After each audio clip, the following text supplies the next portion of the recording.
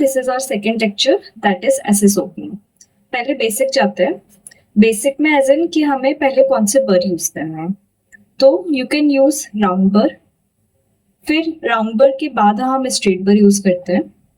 और आजकल endo assess opening बर्स आ गए हैं जिसमें हमारा राउंड बर और स्ट्रेट बर का कॉम्बिनेशन रहता है, जिसमें ऊपर हमारा ऐसे फिशर टाइप का बर रहता है और नीचे उसमें राउंड बर अटैच्ड होता है। तो या तो आप ये दो यूज करो सीक्वेंस में, या एक खाली ये भी यूज कर सकते हो। लेकिन इसके बाद आपको सेफ एंड बर यूज करना पड़ेगा। इस बर में क्या होता है, इसका जो एंड पोर्शन होता है ये नॉन कटिंग होता है, तो ये हमें यूज करना पड़ेगा। वो मैं आपको बाद में बताऊंगी कि क्यों यूज करना है, किस लिए यूज करना है। अब सेकंड चीज होती है, अभी हमारे पास आर्मेमेंटेरियम तैयार है कि हमें ये बर्स चाहिए। Next second is x-ray. आप बिना एक्सरे के एसएस ओपनिंग नहीं कर सकते। अब एसएस ओपनिंग क्यों मस्ट है?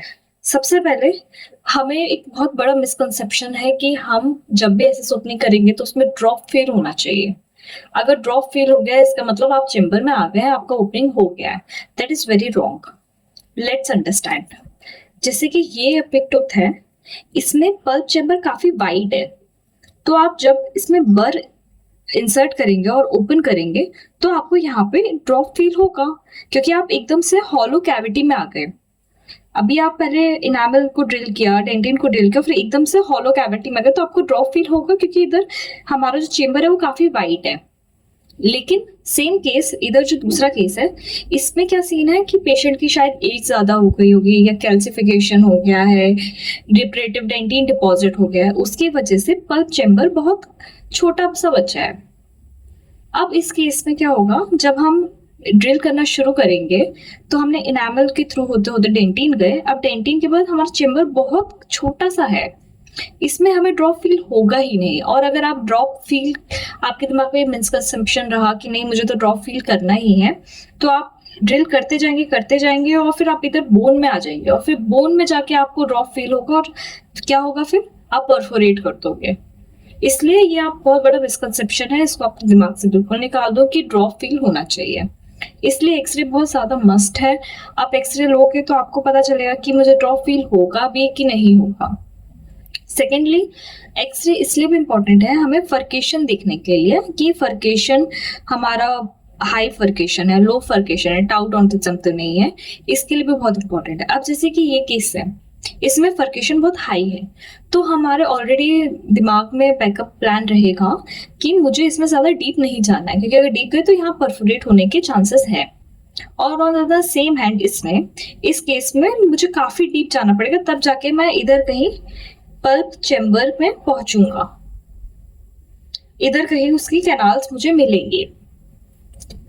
नाउ अनदर वन थिंग जहां लोग बहुत गलतियां करते हैं वो है डेंटाइनल रूफ।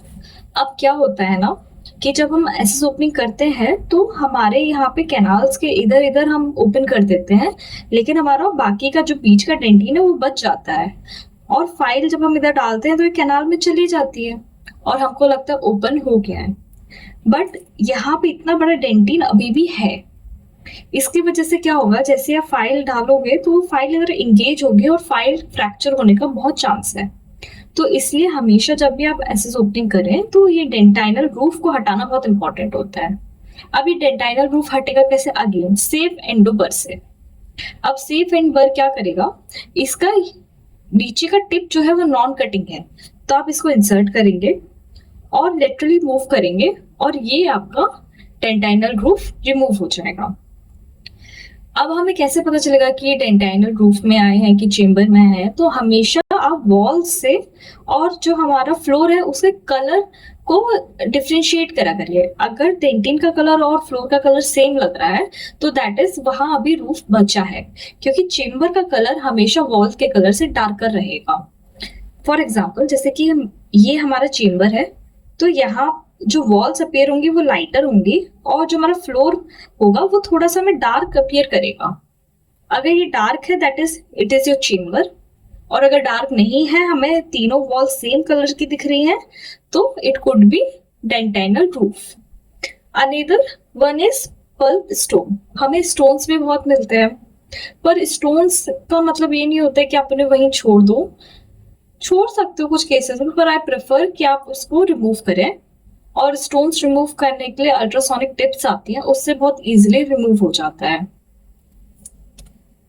ओके, अभी हमने ना बेसिक पढ़ लिया कि हमें क्या क्या आर्मेंटेरियम चाहिए, एक्सरे लेना है, एक्सरे लेना जरूरी है, और बाकी चीजें हमने देख ली है। क्या बेसिक होता है वो देख लिया है।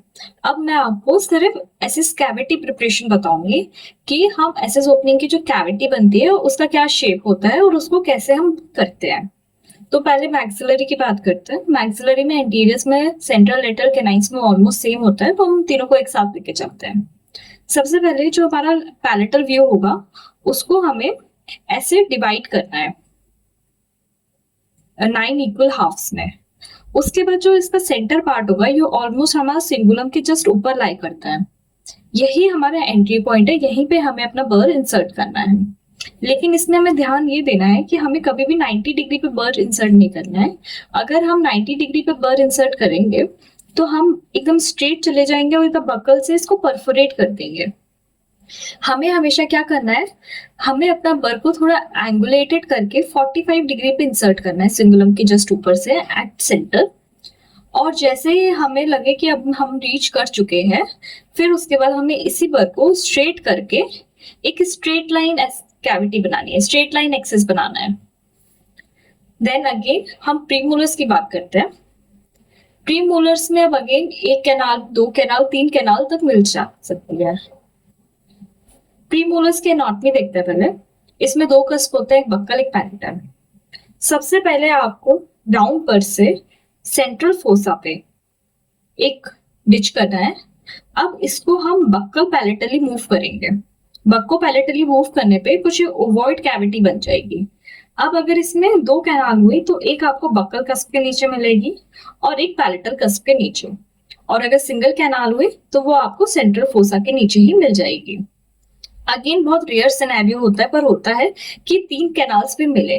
तीन कैनाल्स में हमें बक्कल में दो कैनाल मिलती है, that is mesiobuccal and distobuccal. Palatal हमें एक ही रहती है।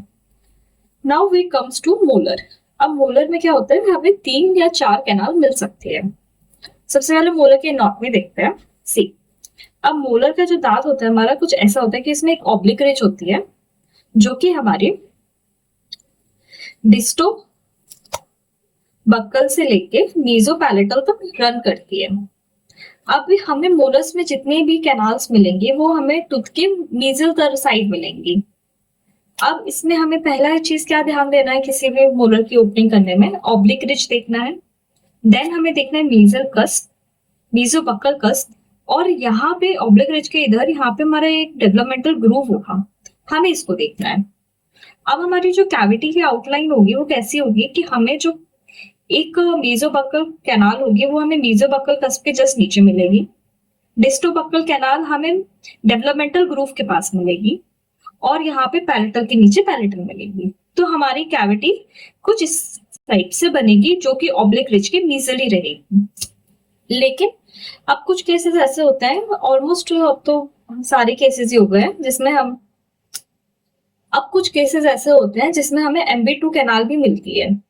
MB2 को फाइंड करने का बहुत सिंपल सा तरीका है, हमेशा MB2 MB1 की मीजली मिलती है। अब ये मीजली हमें कैसे देखना है, हम मीजोबक्कल से पैलेटली एक परपेंडिकुलर ड्रॉ करेंगे और उसी परपेंडिकुलर पे डिस्टल कैनाल से एक परपेंडिकुलर ड्रॉ करेंगे और जहां पे ये इंटरसेक्ट हो रहा है उसी पॉइंट पे हमें MB2 मिलती है। अब हम मैंडिबुलर की बात करते हैं। मैंडिबुलर में पहले एंटीरियर्स देखते हैं, that is incisors and canine. Cavity preparation same रहेगा, हमें बर को 45 डिग्री पे इंसर्ट करना है, बट यहाँ पे एक वेरिएशन दिखता है। इंसाइजर्स में दो कैनाल्स बहुत ऑफेंट मिलती है, that is buccal canal and lingual canal. अब यूजुअली क्या होता है, जब हम 45 डिग्री से एंटर करते हैं तो हमें लिंगुअल कैनाल ही मिलती है, बक्कल हम यूजुअली छोड़ देते हैं। लेकिन अब इसको फाइंड करने के लिए हम क्या कर सकते हैं, जब हमने अपनी कैविटी बना ली, स्ट्रेट लाइन ऐसे गेन कर लिया, तो हम मैक्सिमम केस में लिंगुअल के लिए करते हैं, बक्कल छूट जाता है। तो अब हमें उसी बर को लेके थोड़ा सा बक्कली चले जाना है। जैसे आपने ये बर इंसर्ट किया और हमको लिंगुअल मिल गई है, अब इसी बर को थोड़ा सा मूव करना है बक्कली, और आपको बक्कल कैनाल मिल जाएगी। अब बक्कली कितना मूव करना है, कि ऐसा नहीं कि पूरा ही मूव करते जाए, जहां तक हमारा इंसाइजल का टिप आ गया है बस वहीं तक, क्योंकि उसके जस्ट नीचे ही मिलती है। अगर उसके नीचे करके भी आपको नहीं मिली, एक ही कैनाल मिली, तो मतलब एक ही कैनाल है, और अगर मिल गई तो यानी दो कैनाल्स थी। अब ये दो कैनाल्स आप अलग अलग एपेक्स से भी एग्जिस्ट कर सकती है, या इन दोनों का अपाइकल फोरामेन एक ही हो सकता है। Now we come to premolars. Premolars भी सेम कैविटी प्रिपरेशन रहता है, एक या दो कैनाल मिल सकती है। ये एनिग्मा ऑफ एंडोडोंटिस्ट बोलता है इसे। इसमें बहुत सारे वेरिएशंस है, लेकिन इसमें सबसे इंपॉर्टेंट हमें क्या ध्यान देना है, that is mental foramen. Premolars के जस्ट नीचे ही मेंटल फोरामेन होता है, ये ज्यादा दूर नहीं होता है, अराउंड 2 to 3 mm बिलो ही होता है। तो इस केस में हमें एपेक्स के बियॉन्ड तो जाना ही नहीं है, हमें हाइपो एक्सट्रूजन का बहुत ध्यान रखना है, क्योंकि ऐसे केसेस में फिर पेरिस्थीसिया का रिस्क बढ़ जाएगा। अब हम बात करते हैं फर्स्ट मोलर की। अब इसमें मोलर में एनाटॉमी में क्या होता है, बक्कल में 3 कस्प होता है, लिंगुअल में 2 कस्प होता है, बीच में एक सेंट्रल फोसा होगा और सेंट्रल ग्रूव होगा। इस केस में भी जितनी भी हमें कैनाल्स मिलेंगी वो मीजली मिलेंगी और बक्कली मिलेंगी। जैसे कि जो हमें मीजो बक्कल कैनाल मिलेगी वो हमें मीजो बक्कल कस्प के जस्ट नीचे मिलेगी। जो मीजो लिंगुअल कैनाल मिलेगी वो हमें सेंट्रल ग्रूव के पास मिलेगी, और जो हमें डिस्टल कैनाल मिलेगी वो सेंट्रल ग्रूव के डिस्टली मिलेगी। अब इसमें भी वेरिएशंस होते हैं, जैसे कि अगर मीजो बक्कल और मीजो लिंगुअल कैनाल के बीच बहुत गैप है, बहुत दूर दूर है, तो बहुत हाई चांसेस है कि यहाँ एक बीच में एक और कैनाल हो, दैट इज मिडिल मीजियल, और डिस्टल में 2 हो। या ऐसा हो सकता है कि मीजो लिंगुअल और मीजो बक्कल पास पास है, तो यानी 4 ही कैनाल है, 2 बक्कल डिस्टल में 2 मीजियल में। या ऐसा बहुत केस होता है कि डिस्टल में एक सिंगल लार्ज कैनाल है, लेकिन ये जो सिंगल लार्ज कैनाल है इसको जब हम ट्रीट करते हैं तो हम ऐसे ट्रीट करते हैं, ये 2 कैनाल है, क्योंकि काफी वाइड कैनाल हो जाती है इसीलिए। अब हम सेकेंड मोलर को देखते हैं। सेकेंड मोलर भी सेम कैविटी प्रिपरेशन रहता है मोस्ट ऑफ केसेस में, बट अगर आप एक्सरे में आपको फ्यूज रूट दिख रही है तो बहुत हाई चांसेस है कि उसमें सी शेप एनाटॉमी हो। अब शी शेप एनाटॉमी में क्या होता है कि जो हमारी डिस्टल वाली है वो शी शेप में ऐसे रहती है। हो सकता है कि हमारी डिस्टल वाली है शी शेप तो बाकी मीजल वाली नॉर्मल हो सकता है डिस्टल वाली एक मीजल वाली से फ्यूज्ड हो गई और एक मीजल हमें सिंगल मिले, या हो सकता है तीनों कैनाल ही फ्यूज्ड होके एक शी शेप कॉन्फ़िगरेशन बना लिया हो। इस केस में क्लीनिंग बहुत ज्यादा इंपॉर्टेंट होता है, खास तौर से हम इरिगेशन इसमें बहुत इंपॉर्टेंट है, इरिगेशन इज की, और इसका ऑब्जर्वेशन।